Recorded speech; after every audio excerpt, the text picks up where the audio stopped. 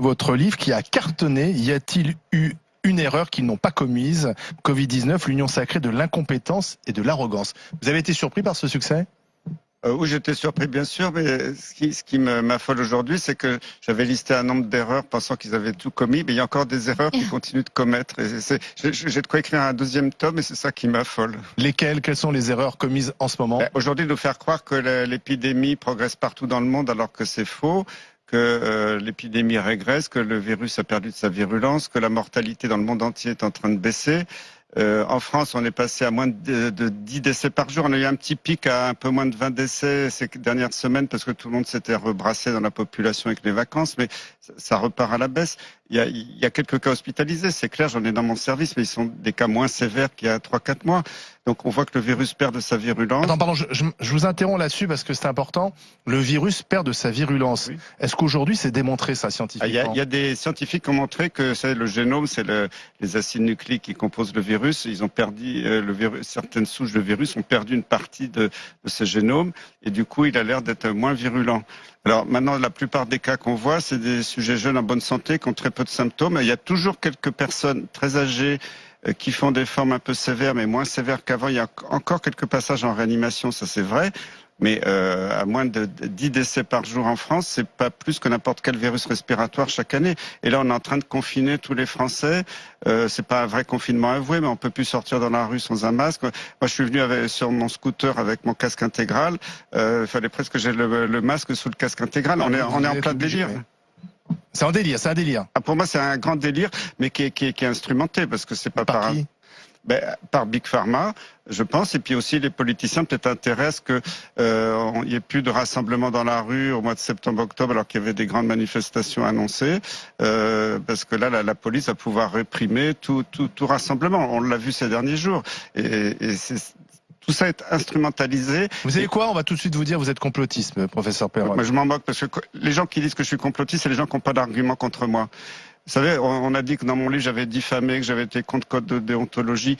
J'ai jamais diffamé, j'ai fait aucune affirmation non déontologique, et d'ailleurs j'ai aucune attaque. Si j'avais diffamé, l'Élysée m'aurait déjà attaqué en diffamation. Donc moi je suis très tranquille parce que je dis la vérité. La vérité, elle dérange, c'est tout. Mais là, on veut nous protéger de la rentrée, quand on va tous revenir en entreprise, quand les familles vont se retrouver, avec l'automne qui va arriver, on va davantage rester chez soi. C'est pour ça qu'on prend moult précautions pour éviter que ça reflambe, ça reparte, professeur Perron.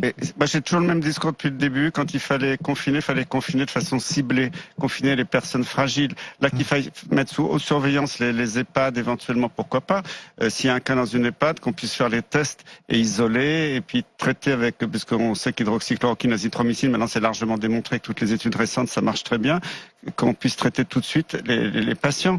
Mais faire ces tests, vous vous rendez compte que le ministre a annoncé qu'il allait faire 1 million de tests par semaine, mais c'est du grand délire, parce que les tests PCR ont 3% de faux positifs. C'est des données scientifiques, ça a toujours été le cas avec les PCR. Donc quand vous testez 1 million de personnes qui ne demandent rien, s'ils demandent parce qu'ils font la queue, on ne sait pas pourquoi, alors qu'ils n'ont pas de symptômes, vous allez trouver 3000 soi-disant malades qui ne sont pas du tout malades, qui sont des faux positifs. Et le gouvernement va se réjouir en disant, regardez, l'épidémie continue. Et si vous comparez tous les continents, aux États-Unis, au Canada, ils recommandent pas de se tester. D'ailleurs, on voit l'épidémie se casse la figure. En Asie, pareil. En Afrique, pareil. Il y a plus beaucoup de cas. Et en Europe, l'Union européenne encourage. Et alors, j'ai pas vérifié, mais il paraît qu'il y a même des encouragements financiers dans certains pays pour déclarer un maximum de tests. Et c'est une fausse épidémie de faux résultats dus à l'erreur du test diagnostic qui est pas parfait. Après, il y avait des vrais cas qui sont diagnostiqués, je reconnais, l'épidémie n'est pas complètement terminée, mais parce qu'un petit jeune qui a une bronchite et qu'on lui dit votre test est positif, c'est important parce que si vraiment il a un cas, on peut dépister autour. Mais ces tests doivent être ciblés. Faut arrêter de les faire comme ça. On voit les gens faire de la queue. Moi, je connais des gens, ils ont fait des tests depuis quelque temps, chaque semaine, parce que c'est gratuit. Le test devrait être remis sur prescription médicale dans des cas où c'est logique. Vous dites c'est Big Pharma qui est derrière tout ça. Mais Big Pharma, c'est qui? C'est quoi? Et pourquoi? Quel est le but? Parce qu'on veut vous vendre un vaccin qui aujourd'hui, ils ont comme investi des milliards là-dedans. Et quand je dis ils, c'est toute l'Union européenne et certains pays riches qui ont investi des milliards. Et les fabricants de vaccins, c'est que les 5 fabricants sont déjà partagés les 7 milliards d'individus de la planète pour se partager le marché. Ils veulent des centaines de milliards de retours sur investissement. Donc, la logique globale, c'est de vous faire peur, de vous dire l'épidémie est toujours là, attention, ça tue. Alors ça tue, oui, ça tue de temps en temps des personnes fragiles qu'on pourrait traiter à l'hydroxychloroquine, mais on préfère pas les traiter. Mais il y a moins de 10 décès aujourd'hui en France par jour. Vous défendez encore l'hydroxychloroquine? Mais bien sûr, mais l'hydroxychloroquine, c'est archi prouvé. L'étude qui est sortie récemment, la soi-disant méta-analyse, c'est un scandale parce que quand on regarde, ils ont pris 800 études publiées, ils en ont retenu 29, ils ont éliminé toutes les études qui les arrangeaient pas. Et quand on regarde, c'est des étudiants qui ont fait ça, c'est des étudiants en thèse, dont un interne de médecine qui est l'élève de Yazdan Pana, qui est un interne de Bichat, qui travaille actuellement à l'Imperial College. Et l'Imperial College a été financé par Bill Gates pour dire que la pandémie allait être catastrophique, qu'il allait y avoir 500 000 morts en Grande-Bretagne. Et dans l'article, c'est une faute grave. Dans l'article, c'est même pas, c'est marqué conflit d'intérêt, pas de conflit d'intérêt personnel ou institutionnel. C'est même pas mentionné qu'un des auteurs travaille à l'Imperial College. Donc là, c'est très grave.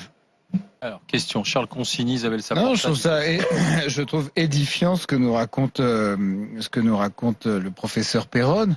Moi, je pense en effet qu'il faudra élucider dans quelques mois tout ce qui se tramait en coulisses dans les interventions des uns et des autres. Je l'ai déjà dit la semaine dernière, mais l'influence de ce laboratoire Gilead, par exemple, dont moi on me parle depuis le mois de mars dernier déjà, c'est quelque chose qui n'est pas élucidé. Les praticiens qui étaient financés par ce laboratoire, c'est quelque chose qui n'est pas élucidé. Ils n'ont pas clarifié aujourd'hui leur lien avec ce laboratoire. Il y a en effet beaucoup de gens qui disent que la chloroquine les a soignés. Alors après, comme c'est une maladie dont on se soigne un peu soi-même, oui, on guérit tout seul. Il y a toujours le même problème. C'est un peu comme l'homéopathie. Bon.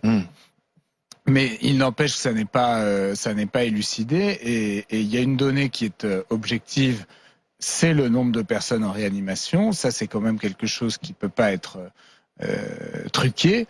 Et ce chiffre, vous m'arrêtez si je me trompe, il est autour de 400 depuis plusieurs semaines, si ce n'est plusieurs mois déjà.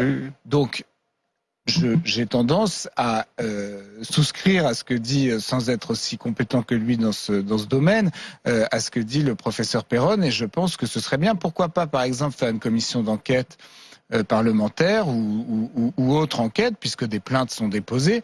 Mais bon, il ne faut pas compter beaucoup sur la Cour de justice de la République pour condamner qui que ce soit. C'est une juridiction qui est faite sur mesure pour que l'impunité règne. Je pense qu'il faut élucider le rôle de chacun et les influences qui se trament en coulisses, oui.